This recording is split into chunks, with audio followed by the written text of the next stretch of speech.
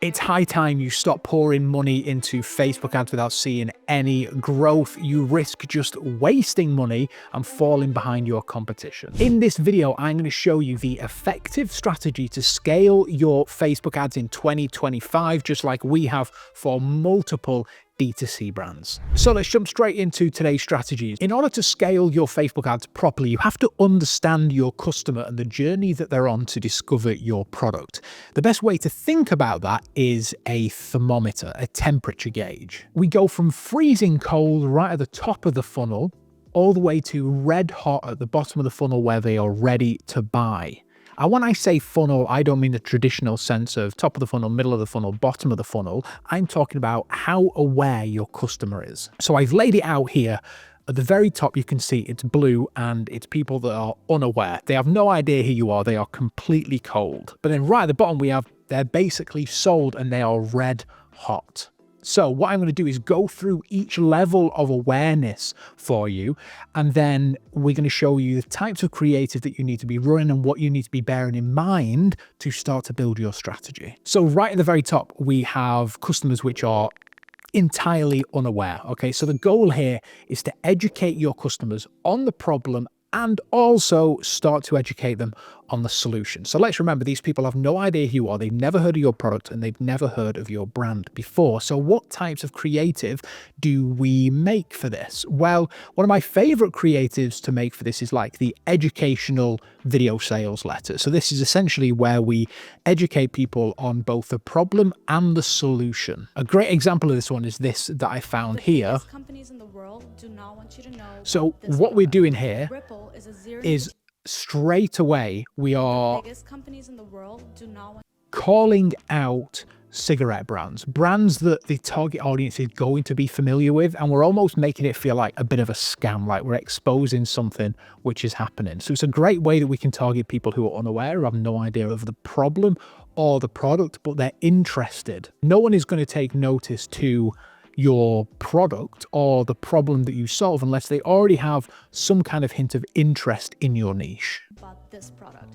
Ripple is a zero nicotine diffuser that has been... So essentially what we're doing is we are introducing the product and the problem and the solution all in one video. These are so brilliant. We make a lot of these at Fraggle and they're fantastic for people to start to discover who you are and what you do. So we call them educational VSLs, but also at this point, we can start to drip in some organic style ads, things that are just stopping the scroll and they fit into the average person's feed. That's what we want to do right at the top of the funnel, because remember, these people are unaware, they have no idea about anything. But then the next stage is problem aware. These people have started to understand the problem. The goal here is to start to drop in the solution to their problem while still educating them. So they're starting to become aware that there's a problem that they want a solution for. So what do we do for that type of creative? So testimonials are really great, UGC testimonials to be specific. Product demos are really good, showing how your product works as a solution for that problem. And also founder ads are really great. We can start to drip in some narrative, start to build on some emotion here as well. And also what we found great is mashup ads. So these are ads which are usually led by like AI voiceover, but they are just using all your archive material from all over the place. This example here is one that we did for a cat food brand. How my cat went from tummy problems to looking like this. So straight away, we're starting with the problem because now they're starting to become aware of the problem. So here's how my cat went from looking like this to looking like this. All because I switched up her diet.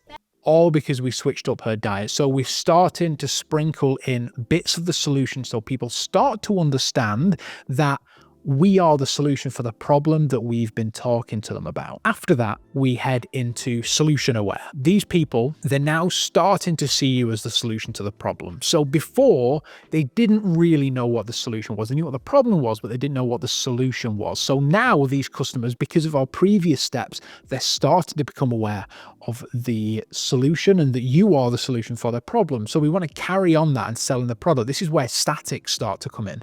So static ads, call out ads, headline driven ads like this example here from Space Goods. We're calling out product benefits, tastes like hot chocolate, focus, productivity, calm, mushroom, and adaptogenic blend. That's how you say it, isn't it?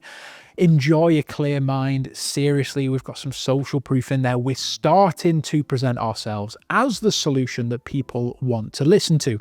At this point, we can also carry on those UGC testimonials. You'll find that UGC testimonials and testimonials in general play a pretty big part in the majority of the customer funnel. And the reason for that is because it's very relatable and people want to get behind a person instead of just a brand. We can also integrate some street interviews here. I haven't got any examples of these, but essentially it's where we just presenting our product to people on the street and we're getting their reaction to it. You can actually see some clips here of some street interview stuff in this first example as well, right? So that's what we want to do, right? We want to start to help people understand that you are the only and the best solution for the problem that we've been showing them. So next up is product aware. So these people, they have now started to think about buying your product. Okay, they see you as the solution. They understand that you are the solution for the problem. Okay, so now our job is just to continue selling them basically. And how we do that is by knocking down their objections. One of the main objections is because they're going to be starting to look at a solution, potentially not you. There are other solutions out there maybe. And so us versus them is great because that's an objection that people are going to be having. Price objections is another thing that we can start handling. We can start to handle those objections that are coming up when people start to think about investing in your product. 3 reasons why is another one. Here's 3 reasons why you should buy our product over a competitor. Again, UGC testimonials. Product VSLs. VSLs are coming back again. We want to instead highly focus on the product and what the product does instead of the problem like we were doing in the first stage. But our idea here is we want to just knock down any objection. So the only thing left for them is, does this make sense for me? And that's what we address in the next stage, which is sold. These people are 99% there, ready to buy your product. And so what we need to do is we need to give them a reason to buy. And normally that reason is an offer. So quite a lot of the ads that you'll see at this stage, because people are pretty much already sold, is offer. 15% off your first order, 20% off your first order, get this bundle, get whatever, right? We're giving them incentives to purchase because that is what is holding them back. If they haven't already purchased, this is, remember. So essentially what this stage is doing is we're just mopping up all those potential sales that didn't fall through the cracks in the following stages. So you can see when you start to think about your customer and their journey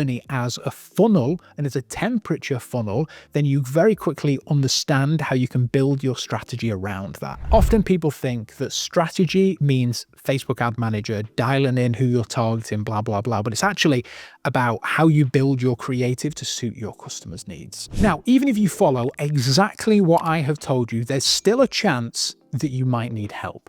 And that's where I come in. I help D2C brands, just like yours, scale their e-commerce brands with creative. If that sounds like you, feel free to book a call down below and I'd love to have a conversation with you. And if that isn't you, don't worry. I've got another video for you. You can have a little read of my 7 laws of Facebook ad creatives, and hopefully that'll keep you going. But until next time, subscribe to the channel and I'll see you soon. Bye-bye.